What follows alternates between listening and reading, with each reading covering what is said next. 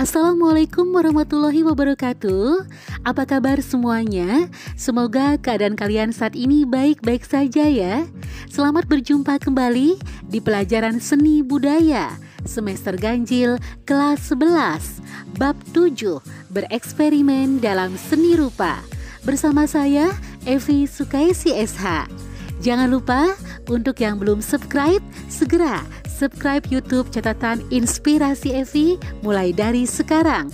Dapatkan berbagai informasi mengenai pendidikan, traveling, dan lain sebagainya. Oke, langsung saja ya ke materi pertama. A. Seni rupa murni. Penciptaan seni rupa murni merupakan kegiatan berkarya seperti seni lukis, seni patung, seni grafis, seni serat, dan lain-lain. Itu dilakukan untuk mengungkapkan pikiran, perasaan, dan pengalaman kehidupan menjadi perwujudan visual dilandasi kepekaan artistik. 1. Aspek konseptual. A. Penemuan sumber inspirasi. Titik tolak penciptaan karya seni rupa murni adalah penemuan gagasan. Kita harus memiliki gagasan yang jelas dalam mengekspresikan pengalaman artistik. Sumbernya, 1. Berasal dari realitas internal. 2. Berasal dari realitas eksternal. Realitas internal, perambahan kehidupan spiritual atau psikologis kita sendiri. Misalnya harapan, cita-cita, emosi, nalar, intuisi, gairah, kepribadian, dan pengalaman-pengalaman kejiwaan lain yang kadangkala belum teridentifikasi dengan bahasa. Dengan kata lain, gagasan seni timbul dari kebutuhan kita sebagai manusia untuk berekspresi. Berasal dari realitas eksternal, yaitu hubungan pribadi kita dengan Tuhan, tema religius, hubungan pribadi kita dengan sesama, tema sosial, seperti keadaan, kemiskinan, nasionalisme, hubungan pribadi kita dengan alam, seperti tema lingkungan, keindahan alam, dan lain sebagainya. B. Penetapan interes seni. Dalam aktivitas penciptaan kita harus dapat menentukan interes seni kita sendiri, sehingga dapat berkreasi secara optimal. Pada dasarnya terdapat 3 interes seni. 1. Interes pragmatis, menempatkan seni sebagai instrumen pencapaian tujuan tertentu. Misalnya, tujuan nasional, moral, politik, dakwah, dan lain-lain. 2. Interes reflektif, menempatkan seni sebagai pencerminan realitas aktual, fakta dan kenyataan kehidupan, dan realitas hayali, realitas yang kita bayangkan sebagai sesuatu yang ideal. Dan 3. Interes estetis, berupaya melepaskan seni dari nilai-nilai pragmatis dan instrumentalis. Jadi, interes estetis mengeksplorasi nilai-nilai estetik secara mandiri, seni untuk seni. Dengan menetapkan interes seni, kita akan lebih memahami tujuan kita menciptakan karya. Materi selanjutnya C. Penetapan interes bentuk. Untuk mengekspresikan penghayatan nilai-nilai internal atau eksternal dengan tuntas, kita perlu mempertimbangkan kecenderungan umum minat dan selera seni kita sendiri. Misalnya, kita dapat mencermati karya-karya yang telah kita buat selama studi. Kecenderungan yang dapat kita pilih yaitu 1. Bentuk figuratif, 2. Bentuk semi-figuratif, 3. Bentuk non-figuratif. Penjelasannya, 1. Bentuk figuratif, yaitu karya seni rupa yang menggambarkan figur yang kita kenal sebagai objek-objek alami, manusia, hewan, tumbuhan, gunung, laut, dan lain-lain yang digambarkan dengan cara meniru rupa dan warna benda-benda tersebut. 2. Bentuk semi-figuratif, yaitu karya seni rupa yang setengah figuratif, masih menggambarkan figur atau kenyataan alamiah, tetapi bentuk dan warnanya telah mengalami distorsi, deformasi, stilasi oleh perupa. Jadi, bentuk tidak meniru rupa sesungguhnya, tetapi dirubah untuk kepentingan pemaknaan. Misalnya, bentuk tubuh manusia diperpanjang atau patung dewa yang bertangan banyak, bentuk gunung atau arsitektur yang disederhanakan atau digayakan untuk mencapai efek estetis dan artistik. 3. Bentuk non-figuratif adalah karya-karya seni rupa yang sama sekali tidak menggambarkan bentuk-bentuk alamiah, jadi tanpa figur atau tanpa objek, karenanya disebut pula seni rupa non-objektif. Materi selanjutnya D. Penetapan prinsip estetik. Pada umumnya, karya seni rupa murni menganut prinsip estetika tertentu. Kita harus dapat mengidentifikasi cita rasa keindahan yang melekat pada karya-karya yang pernah kita ciptakan. Pada tahap ini, kita perlu menetapkan prinsip estetika yang paling sesuai untuk mengungkapkan pengalaman kita. Alternatif prinsip estetika yang dapat kita pilih yaitu 1. Pramodern, 2. Modern, 3. Postmodern. Berikut adalah karya Affandi, Potret Diri dengan Matahari, tahun 1977 yang dibuat dengan cat minyak pada kanvas. Sumber Affandi, suatu jalan baru dalam ekspresionisme. Materi selanjutnya 2. Aspek visual.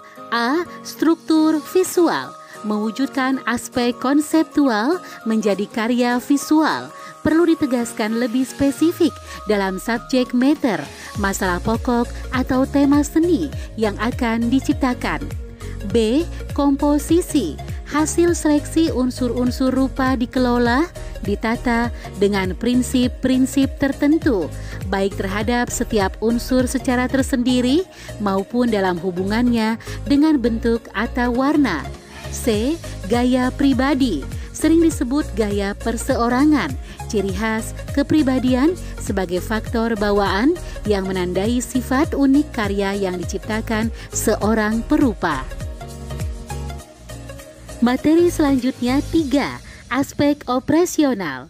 Langkah-langkah kerja dalam keseluruhan proses perwujudan karya dimulai dari penetapan bahan, peralatan utama dan pendukung, serta teknik-teknik dalam memperlakukan bahan dengan peralatannya.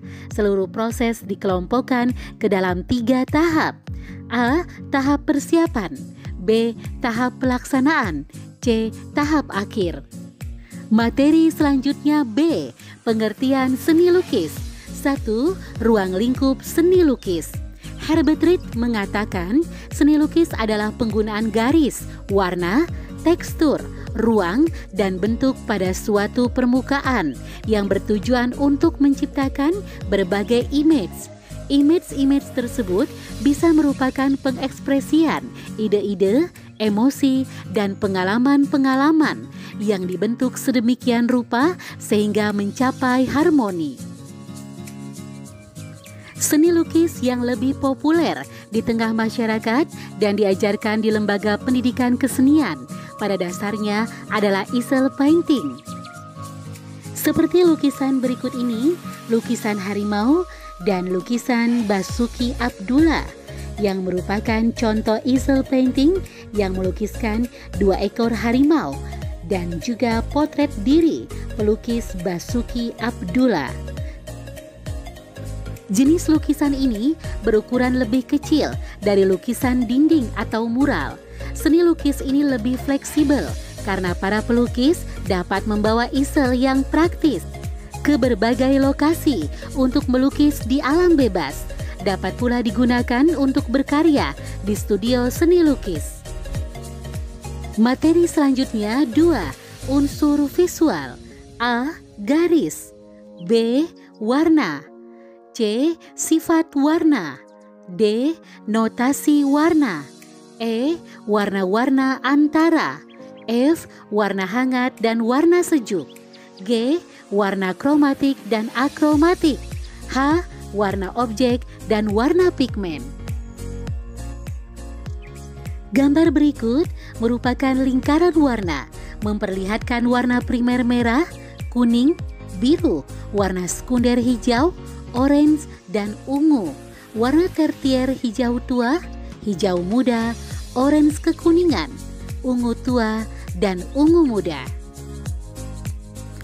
Gambar selanjutnya adalah gradasi warna merah sampai kuning disebut warna panas, sedangkan dari warna biru sampai hijau muda disebut warna dingin. 3. Ruang. Ruang adalah keluasan dari suatu bidang atau permukaan. Dalam desain Elementor disebutkan ruang bisa dikatakan bentuk 2 atau 3 dimensional, bidang atau keluasan. Keluasan positif atau negatif yang dibatasi oleh limit. 4. Tekstur. Tekstur bisa kasar, halus, keras, lunak, berbutir, bisa juga kasar atau licin, teratur atau tidak beraturan, sesuai dengan kualitas yang ingin diekspresikan. Tekstur dibuat di atas kanvas, bisa dengan cat yang dicampur dengan bahan-bahan lain, seperti modeling paste, pasir, bubuk marmer, dan lain-lain. Pada umumnya, tekstur digunakan tidak semata-mata dari segi teknis, tetapi mengacu kepada substansi lukisan atau ekspresi lukisan. 5. Bentuk. Bentuk biasanya diartikan sebagai aspek visual, bagian-bagian yang tergabung menjadi satu, yang disebut rupa atau wujud. Dalam konteks seni rupa, wujud mengandung pengertian yang khas, yaitu memberikan tatanan khusus sehingga mampu mempengaruhi persepsi pengamat. Materi selanjutnya C. Penciptaan desain. Desain sebagai kata kerja berarti proses penciptaan objek baru, sedangkan sebagai kata benda, desain berarti hasil akhir sebuah proses kreatif, baik dalam wujud rencana, proposal, atau karya desain sebagai objek nyata.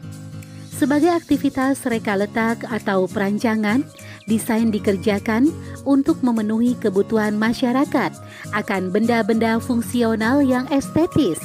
Proses kreasi desain mencakup 1. Studi pendahuluan, 2. Profil pasar dan segmen konsumen, 3. Alternatif desain, 4. Uji coba, dan 5. Standar prosedur produksi. Materi terakhir bab 7, bereksperimen dalam seni rupa, yaitu D. Prinsip desain. Dalam proses kreasi, seorang pendesain biasanya memerlukan pengetahuan dasar tentang keselarasan, kesebandingan, irama, keseimbangan, dan penekanan. Keselarasan dalam suatu desain adalah keteraturan tatanan di antara bagian-bagian desain, yaitu susunan yang seimbang menjadi satu kesatuan yang padu dan utuh, masing-masing saling mengisi sehingga mencapai kualitas yang disebut dengan harmoni. Kesebandingan merupakan perbandingan antar satu bagian dengan bagian lain atau antara bagian-bagian dengan unsur keseluruhan secara visual, memberikan efek menyenangkan. Artinya, tidak timpang atau janggal, baik dari segi bentuk maupun warna.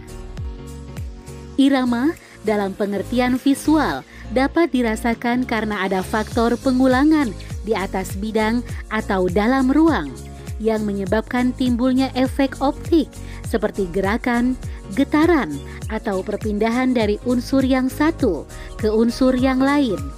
Faktor irama ini kerap kali memandu mata kita mengikuti arah gerakan dalam karya desain. Keseimbangan dalam penciptaan desain adalah upaya penciptaan karya yang memiliki daya tarik visual, keseimbangan pada unsur dan bagian desain maupun pada keindahan dan fungsi desain. Penekanan dalam merealisasi gagasan desain adalah penentuan faktor utama yang ditonjolkan karena kepentingannya.